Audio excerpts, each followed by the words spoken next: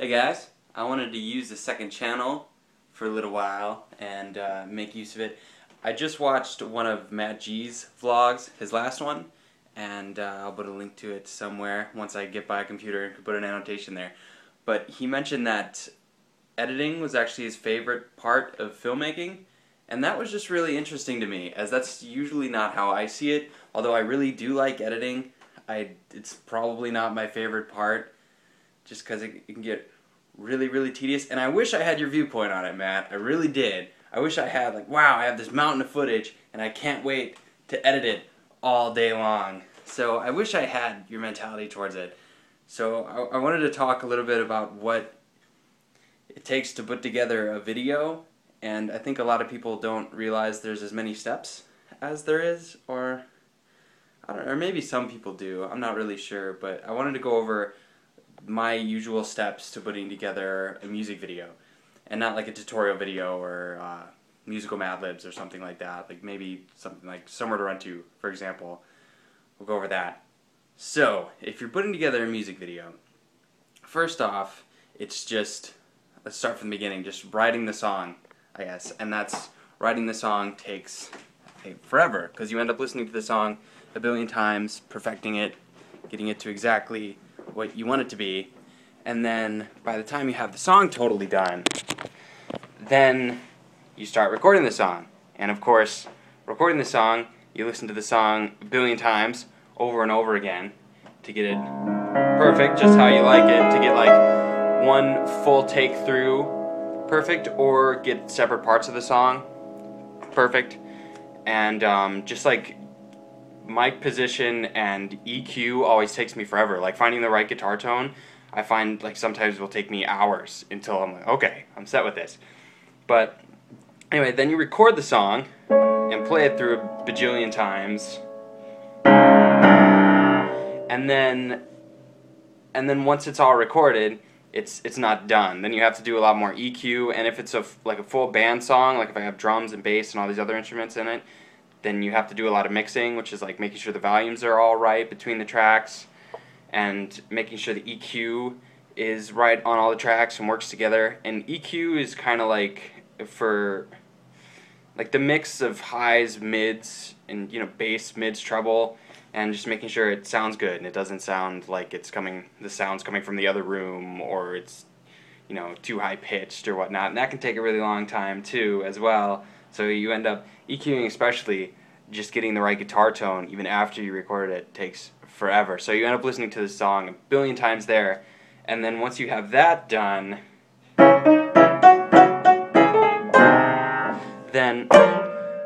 then you have mastering the song, which is a lot of compression to get it to the right volume, and then more kind of more EQ, I feel, and then you end up listening to the song a billion times over and over again to make sure all the parts of the song work well with each other. Then once you're finally done recording the song, then it's done. Alright, then you go out to film, and you take a bunch of film equipment. At least that's how I do it. And then you take a bunch, I'm not going to go outside. I don't want to be that weird guy talking to the camera, or talking to my phone. But then once you have that done, then you take a bunch of film equipment out to a spot, like Somewhere to Run To, for example. We went to Des Plaines Theater, so I always look at the screen, I gotta look here. Okay, so we bring a bunch of film equipment there, set it up, and get everything ready, and that might take, I don't know, an hour or so, depending on how much. For that one we had like a dolly, a crane, guitar cam, and I believe that a few handheld little gizmos for the camera. And so we set up, and then like when you're watching through, here I'll put a link to Somewhere to Run To. If you're watching through, and every different scene, every different viewpoint, that's an entire take through the song. So, or more. Like when we did the dolly shots in front of me playing, that was actually two different spots where the dolly track was, and then combined to make it look like it was one really long dolly track, but it wasn't. It was actually two.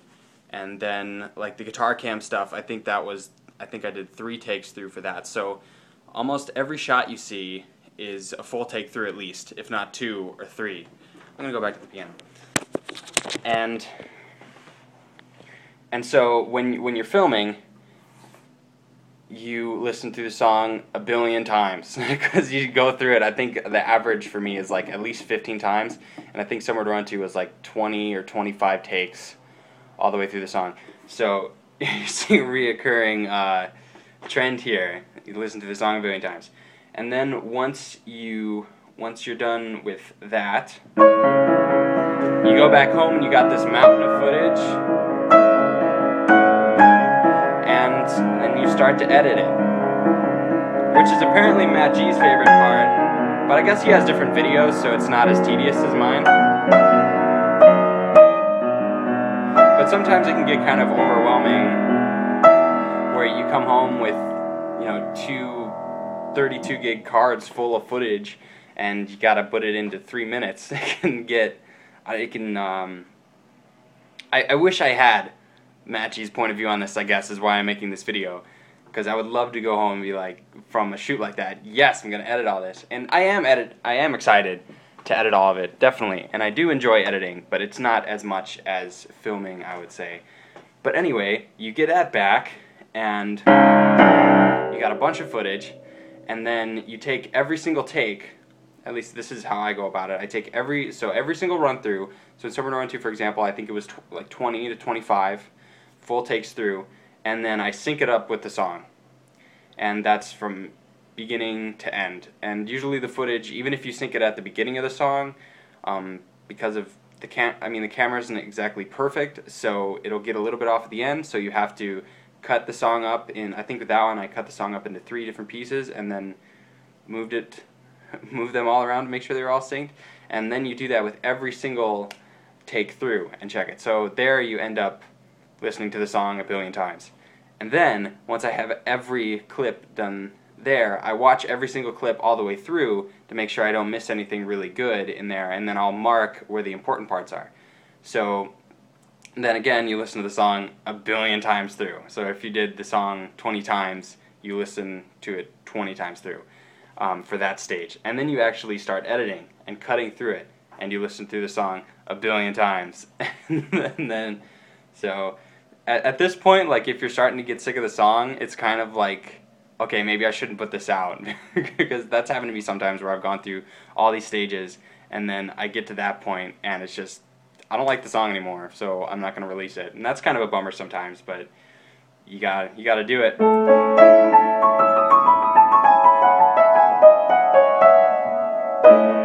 So once you have that done, then you have to color grade it, which is making sure the color, like for example, the color right now is way off because I'm on the iPhone, but you would make sure that the color is right for all the clips and it's stylized to the way you want it to be, and then all the clips work together and are consistent instead of like one being really bright and then the next clip is really dark, or this one's really saturated and this one's not saturated, or this one's really orange and this one's blue. Like, you make sure it's all consistent and it all looks good. And that part you actually don't need to listen through the song a billion times, and that's the part that I really like, because then it's like, okay, now I can just, it's really tedious at that point, and then I can just put on other music and not listen to the song again. And then once you have color grading down, then it's like titles and transitions and just fine-tuning. And also there, you don't need to listen to the song a billion times, because you just listen to like one portion of it, like the part that has the end screen or the very beginning that has the original titles. And then at that point, you export it and you're done. Bam! At this point, you probably listened to the song like 200, 300 times. It's kind of ridiculous. So editing, I think editing is a lot of fun. I do enjoy editing, but it takes a certain type of personality to enjoy editing, and I'm not 100% that, I guess, just because it's so tedious. And I think it's because I also, where I work too, like, I don't do YouTube full time. I wish I did, that would be awesome. But I have another job where I'm at a computer basically the whole time, and then if you're recording the music, you're at a computer like the whole time. And then when it comes to editing, then it's like, okay, I have like 6 hours in front of the computer. So I think that's why I don't enjoy it as much. maybe. Making videos is awesome. I'm not complaining about it, and I love putting videos out. But that's it. All right, my first 10-minute video. I didn't think that was going to take that long. See, it's more steps than you think. I'm going to play. Let's see if I can still play this song. Can you even see the? No, you can't see the keys. Okay, here's one I used to play back in high school days. Let's see if I can even do it. I can remember how it goes. How did it go? I put a video out a really long time ago. Whatever. I